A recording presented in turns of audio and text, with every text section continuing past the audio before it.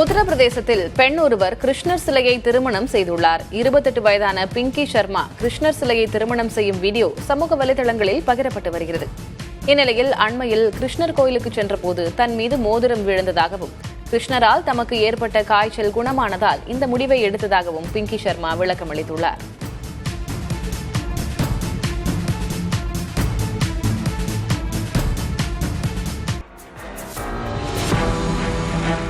Warner brothers தயாரிப்பு நிறுவனத்தை Netflix வாங்க இருக்கும் நிலையில் அதைவிட அதிக தொகை கொடுப்பதாக பாரமவுண்ட் நிறுவனம் கூறியுள்ளது இந்த விவகாரத்தில் புதிய திருப்பத்தை ஏற்படுத்தியிருக்கிறது. வார்னர் பிரதர்ஸின் ஒவ்வொரு பங்கிற்கும் $27.75 தருவதாக நெட்ஃபிளிக்ஸ் கூறியிருக்கும் நிலையில் $30 தருவதாக பாரமவுண்ட் கூறியுள்ளது. இந்த புதிய நகர்வின் பின்னணியில் அமெரிக்க அதிபர் டிரம்பின் மருமகன் ஜேட் குஷ்னரும் உள்ளது குறிப்பிடத்தக்கது. இதற்கிடையே வார்னர் பிரதர்ஸ் நிறுவனமும் நெட்ஃபிளிக்ஸும் இணைவது ஆன்லைன் பொழுதுபோக்கு சந்தையில் பெரும் பிரச்சனைகளை ஏற்படுத்தும் என அமெரிக்க அதிபர் டிரம்ப் கருத்து தெரிவித்திருக்கிறார். I know the companies very well. I know what they're doing, but I have to see what percentage of market they have. We have to see the Netflix percentage of market, Paramount, the percentage of market. I mean, none of them are particularly great friends of mine.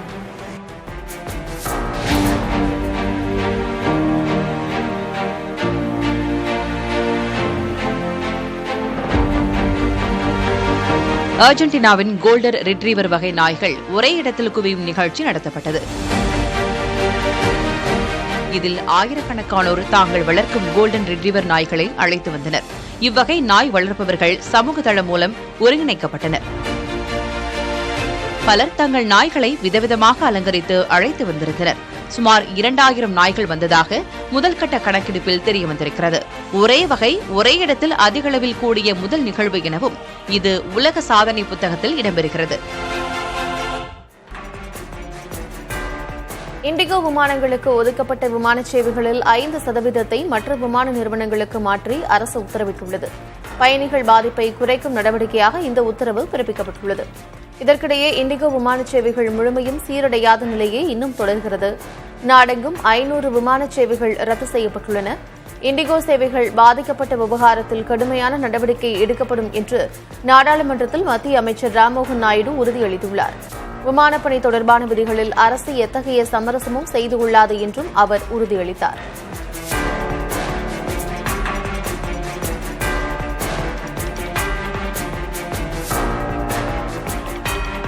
$1 trillion வர்த்தக உபரியை கொண்ட உலகின் முதல் நாடாக சீனா உருவெடுத்துள்ளது. சீனா இறக்குமதி செய்த பொருட்களின் மதிப்பை விட ஏற்றுமதி செய்த பொருட்களின் மதிப்பு $1 டிரில்லியன் அதிகம் என்பதே இதன் பொருளாகும். ஜெர்மனியை பொறுத்தவரை வர்த்தக உபரி $260 பில்லியன் உள்ளது.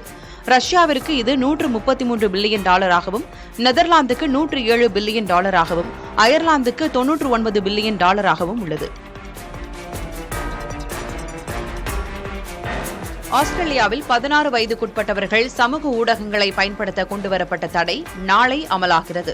இதையொட்டி 16 வயதுக்குட்பட்ட சிறார் வைத்துள்ள சமூக ஊடக கணக்குகள் தடை செய்யப்பட்டு வருகின்றன. இதற்கு முன்னதாக அரசின் அறிவிக்கையும் சிறார் கணக்குகளுக்கு அனுப்பப்பட்டு வருகிறது. சிறார் சமூக ஊடக கணக்குகளை ரத்து செய்யாத நிறுவனங்களுக்கு சுமார் $3,30,00,000 அபராதம் விதிக்கப்படும் என ஆஸ்திரேலிய அரசு எச்சரித்துள்ளது. தற்போதைய நிலையில் யூடியூப், இன்ஸ்டாகிராம், டிக்டாக், ஃபேஸ்புக் உள்ளிட்ட 10 வகையான தளங்களில் சிறார் கணக்குகள் முடக்கப்படுகின்றன.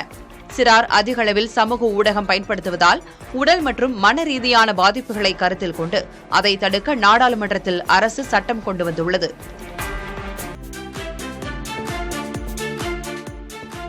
பாமக தான் உருவாக்கிய கட்சி என்றும் வேறொருவருக்கு கட்சியில் உரிமை இல்லை எனவும் பாமக நிறுவனர் ராமதாஸ் தெரிவித்துள்ளார். விழுப்புரம் மாவட்டம் தைலாபுரத்தில் செய்தியாளர்களிடம் பேசிய அவர் அன்புமணி புதிய கட்சி தொடங்க வேண்டும் எனவும் அறிவுறுத்தியுள்ளார். பாட்டாளி மக்கள் கட்சி என்றால் அது நான் உருவாக்கிய நிறுவனராகிய நான், அதை உருவாக்கிய நான். இது வேறு ஒருத்தர் அந்த பேரை சொல்றதுக்கோ அந்த கொடியை பயன்படுத்துவதற்கோ உரிமை கிடையாது. அது இப்போ தெளிவாக ஆயிட்டுருக்கு. இது இந்த இதோட ஏன் நீ சண்டை போட்டு கிடக்கிற? உனக்கும் இந்த கட்சிக்கு என்ன சம்பந்தம்? நீ ஒன்றா ஒரு கட்சி ஆரம்பிச்சுக்கோ. நான் கூட சொன்னேன், அவனா பேரை வச்சு பேரை சொல்கிறவர் அந்த கட்சி பேரை அப்படிலாம் கூட கிண்டதாக சொன்னேன் நான். பாமகவை ராமதாசிடமிருந்து பறிக்க தேர்தல் ஆணையமும் அன்புமணியோடு கூட்டணி சேர்ந்துள்ளதாக அக்கட்சியின் கௌரவ தலைவர் ஜி.கே. மணி தெரிவித்துள்ளார். விழுப்புரத்தில் செய்தியாளர்களை சந்தித்த அவர் இவ்வாறு தெரிவித்தார். மருத்துவரையா தொடர்ந்த வழக்கு அது தேர்தல் ஆணையத்தின் மீது தொடர்ந்த வழக்கு தான். தேர்தல் ஆணையம் முறைகேடு செய்திருக்குது, தவறு செய்திருக்கிறது என்பதை நீதிமன்றத்தில் முறையிட்டு இருக்குது. ஆனால் மருத்துவர் அன்புமணி தரப்பில் வர வேண்டிய அவசியமே இல்லை, அவங்க மேலே வழக்கு தொடரவும் இல்லை. ஆனால் தேர்தல் ஆணையமும் மருத்துவர் அன்புமணி அவர்களும் கூட்டாக சேர்ந்து 2 பேரும் சேர்ந்து மோசடியின் காரணமாக அங்கே தேர்தல் ஆணையத்துக்கு வந்தாங்க.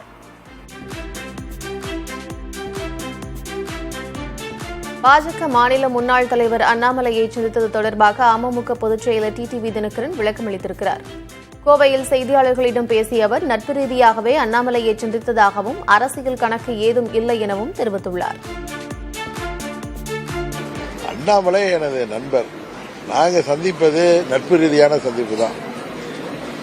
அதை தாண்டி அதில் நீங்கள் அரசியல் கணக்குகள் அதில் ஏதாவது தொடர்பு படுத்துனீங்கன்னா அதுக்கு நாங்கள் பொறுப்பல்ல. இப்போ நண்பர் அண்ணாமலை நேற்று இங்கே இருந்தார், நான் இங்கே வந்து ரொம்ப நாளாவது அவரை பார்த்துன்னேன். நேற்று மாலை எனக்கு யதார்த்தமாக ப்ரோக்ராம் இல்லை, அவரும் எங்கேயோ பாலக்காடு போயிட்டு வந்திருந்தார், நானே வருகிறேன்னு போய் அவர் சந்தித்தேன், அவ்வளோதான். இது ஒரு நட்பு ரீதியான சந்திப்பு தான். அதை வந்து நீங்கள் அதில் வந்து பல புள்ளிகளை இணைத்து அவர் டெல்லிக்கு ஏதோ மீட்டிங் போகிறதெல்லாம் இணைத்து ஏதோ பேசுகிறீர்கள். அதனால அதுக்கெல்லாம் நாங்கள் பதில் சொல்லிட்டு இருக்க முடியாது. எங்களுக்கு மரியாதை கொடுக்கின்ற கூட்டணியிலே நாங்கள் உறுதியாக இடம்பெறுவோம். ஏன்னா நாங்கள்லாம் அம்மாவின் வளர்ப்புகள், எங்களுக்கு உரிய மரியாதை எங்கள் இயக்கத்தினருக்கு இருக்கின்ற கூட்டணியிலே உறுதியாக நாங்கள் இடம்பெறுவோம்.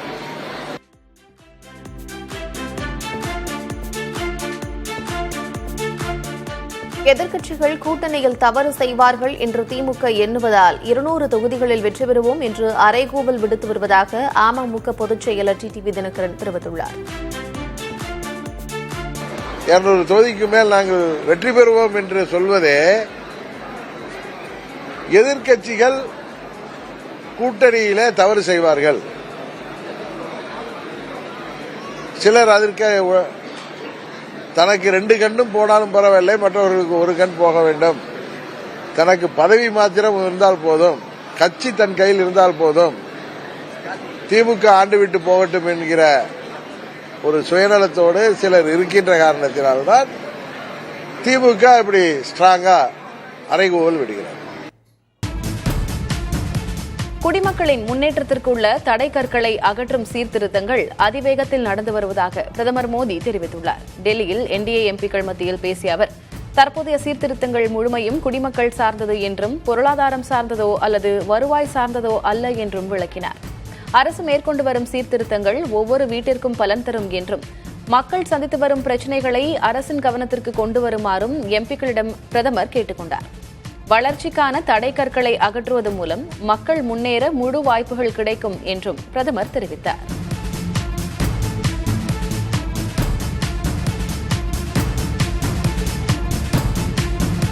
இந்தியாவிலிருந்து இறக்குமதியாகும் அரிசிக்கு வரியை அதிகரிக்க அமெரிக்க அதிபர் டிரம்ப் திட்டமிட்டுள்ளதாக தகவல் வெளியாகியுள்ளது. இந்தியாவிலிருந்து இறக்குமதியாகும் அரிசி தங்களை பாதிப்பதாக அமெரிக்க விவசாயிகள் தொடர்ந்து முறையிட்டு வரும் நிலையில் வரி அதிகரிப்பு மூலம் அவர்களை பாதுகாக்க டிரம்ப் திட்டமிட்டுள்ளதாக கூறப்படுகிறது. இந்திய பொருட்களுக்கு அமெரிக்கா ஏற்கனவே 50 விழுக்காடு வரி விதித்து வருகிறது. இந்தியா அமெரிக்கா வர்த்தக பேச்சுவார்த்தை மீண்டும் தொடங்க இருக்கும் நிலையில் வெளியாகியுள்ள இந்த தகவல் முக்கியத்துவம் பெறுகிறது. கேரளாவில் முதல்கட்ட உள்ளாட்சி தேர்தல் நடைபெற்று வருகிறது. 14 மாவட்டங்களில் உள்ள கிராம பஞ்சாயத்துகள், நகராட்சிகள், மாநகராட்சிகளுக்கு தேர்தல் நடைபெற்று வருகிறது. பொதுமக்கள் ஆர்வத்துடன் வாக்களித்து வருகின்றனர். அடுத்த ஆண்டு சட்டமன்ற தேர்தல் நடைபெற உள்ள நிலையில் அதற்கு முன்னோட்டமாக இந்த உள்ளாட்சி தேர்தல் பார்க்கப்படுகிறது. இதற்கிடையே உள்ளாட்சி தேர்தலை ஒட்டி வாக்காளர் பட்டியல் சிறப்பு தீவிர திருத்தப் பணிகளுக்கு வழங்கப்பட்ட அவகாசத்தை மேலும் 2 நாட்கள் நீட்டிக்க தேர்தல் ஆணையத்திற்கு உச்சநீதிமன்றம் ஆணையிட்டுள்ளது. தனியார் தொழில் நிறுவனங்களில் பணிபுரியும் பெண் ஊழியர்களுக்கு மாதம் ஒரு நாள் ஊதியத்துடன் கூடிய மாதவிடாய் விடுப்பை கட்டாயமாக்கி நவம்பர் 20ஆம் தேதியன்று கர்நாடக அரசு பிறப்பித்த உத்தரவிற்கு கர்நாடக உயர்நீதிமன்றம் இடைக்கால தடை விதித்துள்ளது. நீதிபதி எம் ஜோதி இந்த இடைக்கால தடையை பிறப்பித்தார். பெங்களூரு ஹோட்டல் சங்கம் மற்றும் வேறு சில நிறுவனங்கள் கர்நாடக அரசின் உத்தரவுக்கு எதிராக மனு தாக்கல் செய்திருந்தன. தற்போதுள்ள தொழிலாளர் சட்டங்களில் மாதவிடாய் விடுப்பு வழங்குவதற்கு எந்த சட்டப்பூர்வ விதிகளும் இல்லை என்றும் இப்படி ஒரு விடுப்பை திணிக்க அரசுக்கு அதிகாரமில்லை என்றும் அவை வாதிட்டன. மேலும் இது தனியார் நிறுவனங்களுக்கு தேவையற்ற நிதி சுமையை அதிகரிக்கிறது என்றும் அவை வாதிட்டன. அரசு இந்த மனுக்களுக்கு பதிலளிக்க வேண்டும் என்றும் குளிர்கால விடுமுறைக்கு பிறகு இந்த வழக்கு மீண்டும் விசாரிக்கப்படும் என்றும் நீதிமன்றம் உத்தரவிட்டுள்ளது. கடற்படை தினத்தின் ஒரு பகுதியாக மும்பையில் உள்ள கேட்வே ஆஃப் இந்தியா பகுதியில் நடைபெற்ற நிகழ்ச்சிகள் பார்வையாளர்களை பரவசப்படுத்தும் விதமாக இருந்தது.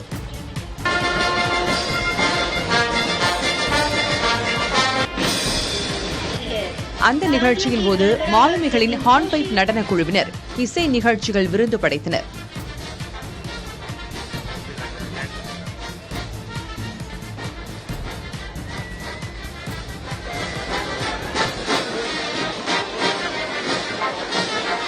இதேபோல் வான்படையின் சாகசங்களும் அரங்கேறின.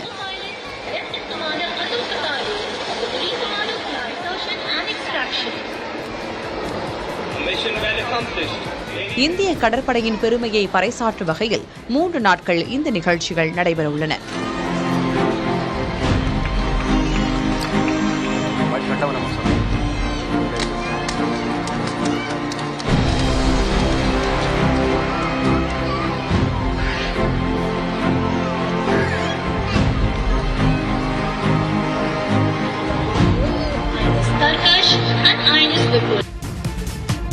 நடிகர் திலீப்பை வழக்கில் சிக்க வைக்க எந்த சதியும் நடைபெறவில்லை என கேரள முதல்வர் பினராயி விஜயன் கூறியுள்ளார். திலீப் மீதான வழக்கு முற்றிலும் ஆதாரங்கள் அடிப்படையிலேயே நடைபெற்றதாகவும் அவர் தெரிவித்தார். தனக்கு எதிராக சதி திட்டம் தீட்டப்பட்டிருப்பதாக திலீப் என்னிடம் புகார் கொடுத்ததாக நினைவில்லை என்றும் பினராயி விஜயன் தெரிவித்தார். நடிகை பாலியல் வன்கொடுமை வழக்கில் திலீப் விடுதலை செய்யப்பட்டுள்ளார். பின்னர் பேசிய அவர் தனக்கு எதிராக சில காவல்துறை உயரதிகாரிகள் சதி செய்ததாகவும் இதுகுறித்து முதல்வரிடமே புகார் அளித்திருந்ததாகவும் கூறியிருந்தார்.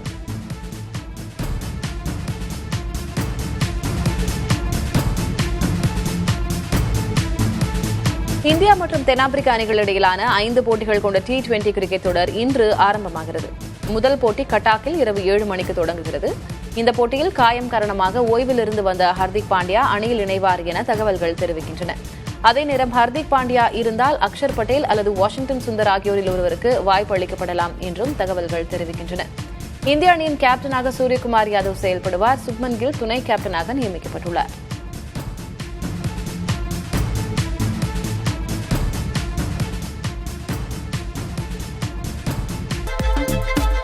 நாடாளுமன்ற கூட்டத்தொடர் நடைபெற்று வரும் சூழலில் தேசிய ஜனநாயக கூட்டணியின் நாடாளுமன்ற உறுப்பினர்களுக்கு பிரதமர் நரேந்திர மோடி சார்பில் வியாழக்கிழமை இரவு விருந்துக்கு ஏற்பாடு செய்யப்பட்டுள்ளது. சட்டமன்ற தேர்தலை எதிர்கொள்ளும் தமிழ்நாடு, கேரளா, மேற்குவங்கம் உள்ளிட்ட மாநிலங்களில் கூட்டணி ஒருங்கிணைப்பை வலுப்படுத்தும் நோக்கில் இந்த கருத்து பரிமாற்றம் உதவும் என்று பாஜக தலைவர்கள் நம்புகிறார்கள். விருந்தில் பங்கேற்க தம்பிதுரை உள்ளிட்ட அதிமுக எம்பிக்கள் மற்றும் தமிழ் மாநில காங்கிரஸ் தலைவர் G.K. வாசன் ஆகியோருக்கு அழைப்பு விடுக்கப்பட்டுள்ளது. தன்னலமற்ற பொது வாழ்க்கையில் அரசமைப்பு மாண்பை காக்க போராடும் குணம் படைத்தவர் சோனியா காந்தி என்று தமிழக முதலமைச்சர் ஸ்டாலின் தெரிவித்துள்ளார். சோனியா காந்தியின் 79வது பிறந்த நாளையொட்டி முதலமைச்சர் எக்ஸ் தளத்தில் பதிவிட்டுள்ள வாழ்த்துச் செய்தியில் காங்கிரஸ் நாடாளுமன்ற கட்சித் தலைவர் சோனியா காந்தியின் வாழ்க்கை தியாகத்தால் நிறைந்தது என்று தெரிவித்துள்ளார். மதச்சார்பின்மையையும் அரசமைப்பு விழுமியங்களையும் நிலைநிறுத்துவது சோனியா காந்தியின் குறிக்கோளாக உள்ளதாக முதலமைச்சர் பாராட்டியுள்ளார். நிதி பகிர்வில் தமிழ்நாட்டை ஒதுக்குவது போல் புதுச்சேரியையும் ஒதுக்கக்கூடாது என தாவேக தலைவர் விஜய் கேட்டுக் கொண்டுள்ளார். கூட்டத்தில் உரையாற்றிய அவர் புதுச்சேரி அரசின் வளர்ச்சித் திட்டங்களுக்கு மத்திய அரசு உறுதுணையாக இருக்க வேண்டும் என கூறினார். புதுச்சேரிக்கு முறையாக நிதி ஒதுக்கப்படுவது இல்லை எனவும் மாநில அந்தஸ்து கிடைப்பதே இதற்கு தீர்வு எனவும் விஜய் குறிப்பிட்டார். கோபிச்செட்டிப்பாளையத்தில் அதிமுக வேட்பாளரே வெற்றி பெறுவார் என்று செங்கோட்டையனின் அண்ணன் மகன் K.K. செல்வம் கூறியுள்ளார். இன்று காலை எடப்பாடி பழனிசாமியை சந்தித்து அவர் அதிமுகவில் இணைந்தார்.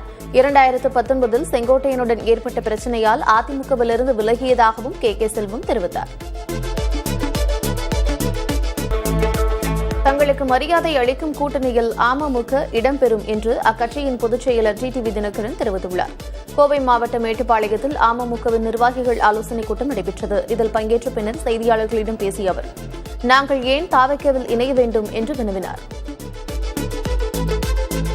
தமிழகத்தில் உள்ள அரசு மற்றும் சுயநிதி மருத்துவக் கல்லூரிகளில் 4 கட்ட கலந்தாய்வு முடிந்தும் 25 MBBS மற்றும் 23 BDS இடங்கள் நிரப்பப்படாமல் காலியாக உள்ளன. இந்த இடங்களை நிரப்பக் கோரிய விண்ணப்பத்திற்கு தேசிய மருத்துவ ஆணையம் 20 நாட்களாக அனுமதி வழங்காததால் இடங்கள் வீணாகும் நிலை ஏற்பட்டுள்ளது. இருப்பினும் மாநில ஒதுக்கீட்டு இடங்களுக்கு கலந்தாய்வுக்கு அனுமதி கிடைக்கும் என தமிழக மருத்துவ கல்வி இயக்குநரகம் காத்திருக்கிறது.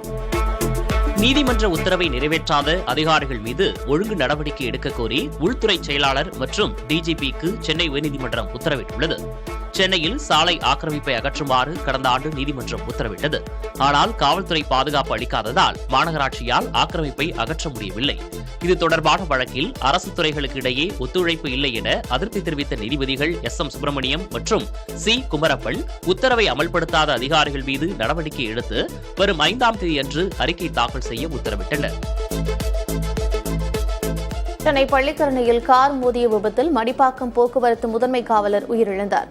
மடிப்பாக்கத்தில் வாகன தணிக்கையில் ஈடுபட்டிருந்த போது அதிவேகமாக வந்த கார் காவலர் மேகநாதன் என்பவர் மீது மோதிவிட்டு நிற்காமல் சென்றுள்ளது. இதில் பலத்த காயமடைந்த போக்குவரத்து காவலர் மேகநாதன் சம்பவ இடத்திலேயே உயிரிழந்தார். இதனையடுத்து மதுபோதையில் காரை இயக்கிய சாய்ராம் என்பவரை போக்குவரத்து புலனாய்வு பிரிவு போலீசார் கைது செய்தனர். சென்னையின் முக்கிய குடிநீர் ஆதாரங்களாக விளங்கும் புழல் மற்றும் பூண்டி ஏரி வடகிழக்கு பருவமழையின் தீவிரத்தால் தற்போது முழு கொள்ளளவை எட்டி நிரம்பி வழிகின்றன. காலை நிலவரப்படி புழல் ஏரிக்கு நீர்வரத்து 470 கனஅடியிலிருந்து 640 கனஅடியாக அதிகரித்துள்ளது. 300 கனஅடி உபரி நீர் வெளியேற்றப்பட்டு வருகிறது. இதேபோல பூண்டி ஏரி முழு கொள்ளளவான 35 அடியை எட்டியதால் 300 கனஅடி உபரி நீர் திறக்கப்பட்டுள்ளது. தாழ்வான பகுதிகளில் வசிப்பவர்கள் உடனடியாக வெளியேற நீர்வளத்துறை அறிவுறுத்தியுள்ளது. பல்வேறு கோரிக்கைகளை வலியுறுத்தி சென்னையில் அகில இந்திய விவசாய தொழிலாளர்கள் சங்கத்தினர் பேரணி நடத்தினர். ராஜரத்தினம் மைதானம் அருகே நடைபெற்ற இந்த பேரணியின் போது காவிரி, வைகை, குண்டாறு திட்டம், விளைநெல்லுக்கு போதிய குறைந்தபட்ச ஆதரவு விலை உள்ளிட்ட 4 கோரிக்கைகளை நிறைவேற்ற வலியுறுத்தி விவசாயிகள் முழக்கம் எழுப்பினர். இதில் விவசாய சங்கங்களைச் சேர்ந்த 200க்கும் மேற்பட்ட விவசாயிகள் கலந்து கொண்டனர். திருவாரூர் மாவட்டம் முத்துப்பேட்டையில் 20 நாட்களுக்கு மேலாக மழைநீர் வடியாததால் சம்பா பயிர்கள் பாதிக்கப்பட்டுள்ளன. வடசங்கேந்தி, குமாரபுரம் உள்ளிட்ட பகுதிகளில் சுமார் 2000 ஏக்கருக்கும் அதிகமான சம்பா பயிர்கள் நீரில் மூழ்கி அழுகி வீணாக்கிவிட்டன. இதனால் விவசாயிகள் மிகுந்த வேதனையில் இருக்கிறார்கள். வயல்களில் தேங்கியுள்ள நீரை உடனடியாக வடிய வைக்க நீர்வளத்துறையினர் ஆகாய தாமரைகளை அகற்றி வடிகால்களை சீரமைக்க வேண்டும் என்று விவசாயிகள் கோரிக்கை விடுத்துள்ளனர். திண்டுக்கல் மாவட்டம் வேடச்சந்தூர் அருகே மேல்நிலை நீர்த்தேக்க தொட்டியை இடித்துக் கொண்டிருந்த போது திடீரென தொட்டி முழுவதும் இடிந்து விழுந்துவிட்டது. நல்வாய்ப்பாக பணியில் இருந்த கூலி தொழிலாளி உயிர் தப்பினார். அரியபித்தம்பட்டி கிராமத்தில் 25 ஆண்டுகள் பழமையான மேல்நிலை நீர்த்தேக்க தொட்டியை இடித்து அகற்ற அதிகாரிகள் உத்தரவிட்டனர். ஒரு கூலி தொழிலாளியை வைத்து மேல்நிலை தொட்டியை உடைக்க ஏற்பாடு செய்யப்பட்டது. தொட்டியை உடைத்துக் கொண்டிருந்த போது எதிர்பாராத விதமாக தொட்டி திடீரென உடைந்து விழுந்தது. தஞ்சை அம்மாபேட்டை அருகே கோயில்பத்து கிராமத்தில் உள்ள பூலோகநாதர் கோயிலில் ஐம்பொன் சிலை ஒன்று கண்டெடுக்கப்பட்டுள்ளது. 100 ஆண்டுகள் பழமையான இந்த கோயில் வளாகத்தில் வாழைக்கன்றுகள் மற்றும் தோட்டம் அமைப்பதற்கு குழி தோண்டப்பட்ட போது இந்த சிலை மீட்கப்பட்டிருக்கிறது. உலோகத்தினால் ஆன இந்த தெய்வானை சிலை பாபநாசம் தாசில்தார் பழனிவேலிடம் ஒப்படைக்கப்பட்டது. திருப்பரங்குன்றம் வழக்கில் தீர்ப்பளித்த நீதிபதி GR சுவாமிநாதனை பதவி நீக்கம் செய்யக்கோரி மக்களவை சபாநாயகர் ஓம் பிர்லாவிடம் காங்கிரஸ் மற்றும் திமுக கூட்டணி கட்சி உறுப்பினர்கள் மனு அளித்தனர். மக்களவை உறுப்பினர்கள் 100க்கும் மேற்பட்டோர் கையொப்பமிட்ட மனு சபாநாயகர் ஓம் பிர்லாவிடம் வழங்கப்பட்டது. காங்கிரஸ் சார்பில் பிரியங்கா காந்தி, கௌரவ் கோகாய், ஜோதிமணி, வைத்திலிங்கம் ஆகியோர் சபாநாயகரை சந்தித்தனர். இதேபோல் திமுக சார்பில் கனிமொழி, TR பாலு, R ராசா ஆகியோர் இருந்தனர். சமாஜ்வாதி கட்சி தலைவர் அகிலேஷ் யாதவ், விடுதலை சிறுத்தைகள் கட்சி தலைவர் திருமாவளவன், இந்திய கம்யூனிஸ்ட் சார்பில் சு வெங்கடேசன், மதிமுக சார்பில் துரை வைகோ ஆகியோர் சபாநாயகரை சந்தித்தனர். குடியரசு துணைத் தலைவர் CP ராதாகிருஷ்ணன் ஆயுதப்படை கொடிநாள் நிதிக்கு தனது 1 மாத சம்பளத்தை நன்கொடையாக வழங்கியுள்ளார். ஒவ்வொரு ஆண்டும் டிசம்பர் 7ஆம் தேதி கடைபிடிக்கப்படும் கொடிநாளில் நாட்டை காக்கும் ராணுவ வீரர்களின் குடும்பங்கள் மற்றும் போரில் உயிரிழந்தவர்களின் மனைவிகளின் நலனுக்காக இந்த நிதி திரட்டப்படுகிறது. ராணுவ பணியில் உடல் உறுப்புகளை இழந்தோர் மற்றும் அவர்களின் குடும்பங்களுக்கும் கொடிநாள் நிதி பயன்படுத்தப்படுகிறது. வாக்காளர் பட்டியல் சிறப்பு தீவிர திருத்தப் பணிகளை மேற்கொள்ள தேர்தல் ஆணையத்திற்கு அதிகாரம் கிடையாது என காங்கிரஸ் கட்சியின் மணீஷ் திவாரி கூறியுள்ளார். தேர்தல் சீர்திருத்தங்கள் தொடர்பாக நாடாளுமன்றத்தில் சிறப்பு விவாதத்தை தொடங்கி வைத்து பேசிய மணீஷ் திவாரி தேர்தல் ஆணையத்தின் நடுநிலை குறித்து பொதுமக்களும் கேள்வி எழுப்ப தொடங்கிவிட்டதாக கூறினார். தலைமை தேர்தல் ஆணையரை தேர்வு செய்யும் குழுவில் பிரதமர், மக்களவை எதிர்க்கட்சித் தலைவர், மத்திய அமைச்சர் என 3 பேர் மட்டுமே உள்ளதாகவும் இதில் மாநிலங்களவை எதிர்க்கட்சித் தலைவரையும் உச்சநீதிமன்ற நீதிபதியையும் சேர்க்க வேண்டும் என்றும் வலியுறுத்தினார். தேர்தல்களில் ஒப்புகைச் சீட்டுகளை முழுமையாக எண்ண வேண்டும் அல்லது வாக்குச்சீட்டு முறைக்கு மாற வேண்டும் என்றும் அவர் வலியுறுத்தினார். தனியார் தொழில் நிறுவனங்களில் பணிபுரியும் பெண் ஊழியர்களுக்கு மாதம் ஒரு நாள் ஊதியத்துடன் கூடிய மாதவிடாய் விடுப்பை கட்டாயமாக்கி நவம்பர் 20 அன்று கர்நாடக அரசு பிறப்பித்த உத்தரவுக்கு கர்நாடக உயர்நீதிமன்றம் இடைக்கால தடை விதித்துள்ளது. பெங்களூரு ஹோட்டல் சங்கம் மற்றும் வேறு சில நிறுவனங்கள் கர்நாடக அரசின் உத்தரவுக்கு எதிராக மனு தாக்கல் செய்திருந்தன. தற்போதுள்ள தொழிலாளர் சட்டங்களில் மாதவிடாய் விடுப்பு வழங்குவதற்கு எந்த சட்டப்பூர்வ விதிகளும் இல்லை என்றும் இப்படி ஒரு விடுப்பை திணிக்க அரசுக்கு அதிகாரமில்லை என்றும் அவை வாதிட்டன. இந்தியாவில் ஸ்டார்லிங் இணைய சேவைகளுக்கான கட்டணம் இன்னும் நிர்ணயிக்கப்படவில்லை என்று ஸ்பேஸ் எக்ஸ் நிறுவனம் தெளிவுபடுத்தியுள்ளது. இந்தியாவில் ஸ்டார்லிங் இணைய சேவைக்கு மாதாந்திர கட்டணம் 8,600 ரூபாய் மற்றும் இணைய சேவைக்கான கருவியை வாங்குவதற்கு 34,000 ரூபாய் செலுத்த வேண்டும் என்று ஸ்டார்லிங்க் இந்தியா இணையதளத்தில் அறிவிக்கப்பட்டிருப்பதாக நேற்று தகவல் வெளியானது. ஆனால் இது தொழில்நுட்ப கோளாறால் விளைந்த தவறு என்றும் ஸ்பேஸ் எக்ஸ் நிறுவனத்தின் துணைத் தலைவர் லாரன் ட்ரையர் எக்ஸ் பக்கத்தில் விளக்கமளித்திருக்கிறார். இலங்கையில் மழை வெள்ளத்தால் பாதிக்கப்பட்ட மக்களை அந்நாட்டு அதிபர் அனுரகுமார திசநாயக்க நேரில் சந்தித்து ஆறுதல் கூறினார். நுவரெலியா பகுதியில் உள்ள நிவாரண முகாமுக்கு நேரில் சென்று அங்கு தங்க வைக்கப்பட்டிருந்த மக்களை சந்தித்து அவர்களின் குறைகளை கேட்டறிந்தார். தொடர்ந்து ரேந்தபுல பகுதிக்கு சென்ற அதிபர் திசநாயக்க அதிகாரிகளோடு சேர்ந்து சேதங்களை பார்வையிட்டார். இதற்கிடையே பாதிக்கப்பட்ட பகுதிகளை புனரமைக்கும் பணிகளை அரசு நிர்வாகம் துரிதப்படுத்தியுள்ளது. ஜப்பானின் வடகிழக்கு கடல் பகுதியில் 7.6 ரிக்டர் அளவிலான நிலநடுக்கம் ஏற்பட்ட நிலையில் அப்போது பதிவான சிசிடிவி காட்சிகள் வெளியாகியுள்ளன. கட்டடங்கள், நீர்நிலைகள், கார்கள் குலுங்கும் காட்சிகள் இதில் இடம்பெற்றுள்ளன. வீடுகளுக்குள் இருந்த பொருட்களும் குலுங்கின. கடல்களில் அலைகளும் 3 மீட்டர் உயரம் வரை மேலெழுந்தன. இந்த நிலநடுக்கத்தை அடுத்து சுனாமி எச்சரிக்கை விடப்பட்டு பின்னர் அது திரும்பப் பெறப்பட்டது. சில கட்டடங்கள் இடிந்ததில் 30 பேர் காயமடைந்தனர். கார்களும் சேதமடைந்தன. சர்வதேச விண்வெளி நிலையத்தில் ஆய்வு செய்து வந்த 3 வீரர்கள் தங்கள் பணியை முடித்துக் கொண்டு பூமியை வந்தடைந்தனர். விண்வெளி நிலையத்திலிருந்து சோயூஸ் MS-27 விண்கலம் மூலம் அவர்கள் புறப்பட்டு கஜகஸ்தான் நாட்டில் பாலைவன பகுதியில் தரையிறங்கினர். இம்மூன்று வீரர்களும் 3245 நாட்கள் விண்வெளி மையத்தில் தங்கியிருந்து 3900 முறை பூமியை சுற்றி வந்திருக்கிறார்கள் என்பது குறிப்பிடத்தக்கது.